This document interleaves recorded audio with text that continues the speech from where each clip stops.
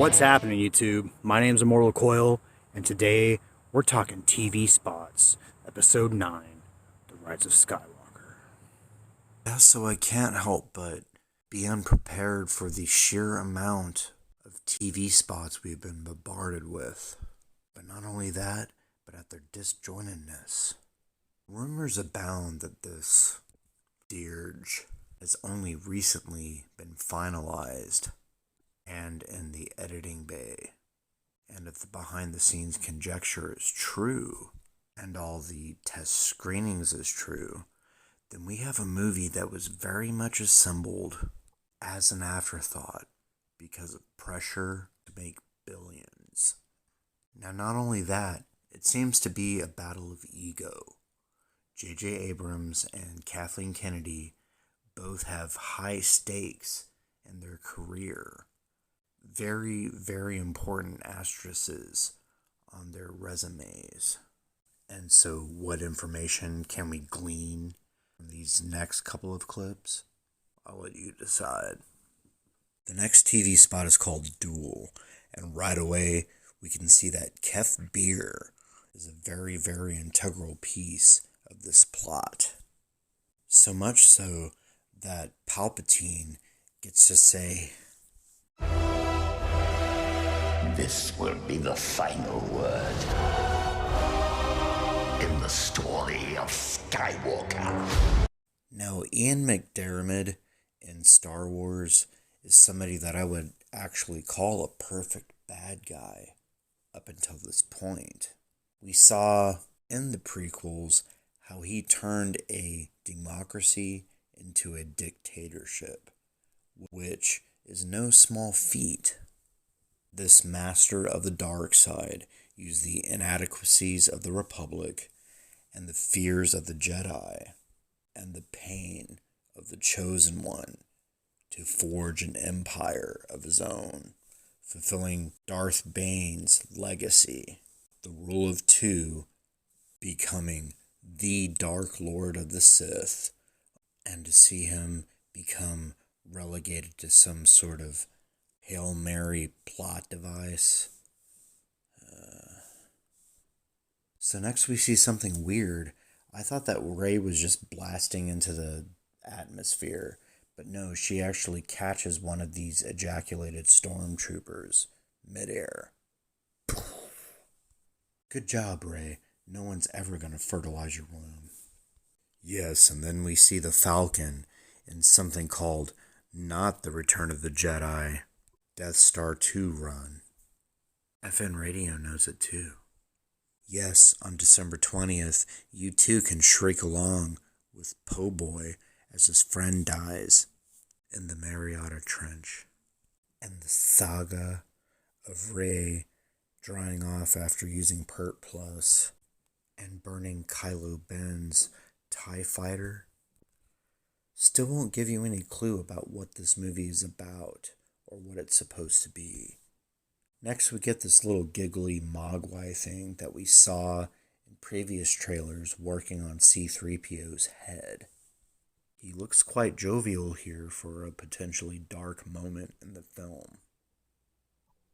And then Ben, the Two of Us, We Look No More, carries his lightsaber somewhere, and Rey goes, "Oh shit, I'm in Game of Thrones," which is a bombast of imagery, and the entire time the Duel of Fates is being hammered into our head.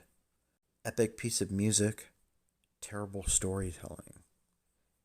But the two do not a TV spot make. The next TV spot, Celebrate, is guest overvoiced by Jake Skywalker, who has this for us. We've passed on all we know. 1,000 generations live in you now. So you caught that little end piece. This is now Rey's fight. Rey hasn't really had to fight anything except for sexism and misogyny in the virtual realm of the interwebs. Rey is the very definition of a Mary Sue. Now, a Mary Sue, for those of you who haven't been paying attention, was created by Paula Smith in 1973 in a Star Trek parody called A Trekkie's Tale. Young Mary Sue, at 15 and a half years old, walks onto the bridge of the Enterprise and completely solves everybody's problem. Mary Sue. Now, Rey, at this point in her Disney Star Wars career, has earned exactly jack shit. So the pressure on J.J. Abrams is to have her face some sort of trial in order to earn the type of ending that closes down the Skywalker saga. And then I find this funny. Not much in this TV spot is new to us, but instead of getting talked to by some cast member, we actually hear from movie voice guy. And there's two interesting new images. One is this red background where we see an X-Wing and some sort of capital ship. And this other one, which I've come to find out, is Mary Sue and Kylo Ben destroying the pedestal which holds the remnants of Darth Vader's helmet. At which point, Darth Sidious says, "Let this be our final battle." And so again, I get the impression that Disney Lucasfilm is rushing around trying to get all their asses in their hats. Amidst the rumors and the speculation of internal politics being a highly charged source in the finality of this film, can still glean nothing from these clips, which may or may not even be used. And this is par for the course for Disney. We've seen multiple times, especially in the Marvel MCU, that clips shown in trailers or TV spots did not necessarily make it to the final cut, which was finalized the 24th of November. Still has yet to appear substantive. So, there you have it. My thoughts on the next two TV spots of The Rise of Skywalker. My name's Immortal Coil. Like, share, subscribe, drop me a comment.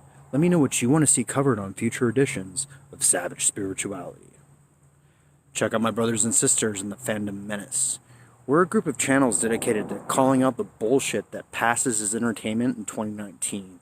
And together, we can rid our modern mythology of the pandering and politics where it does not belong.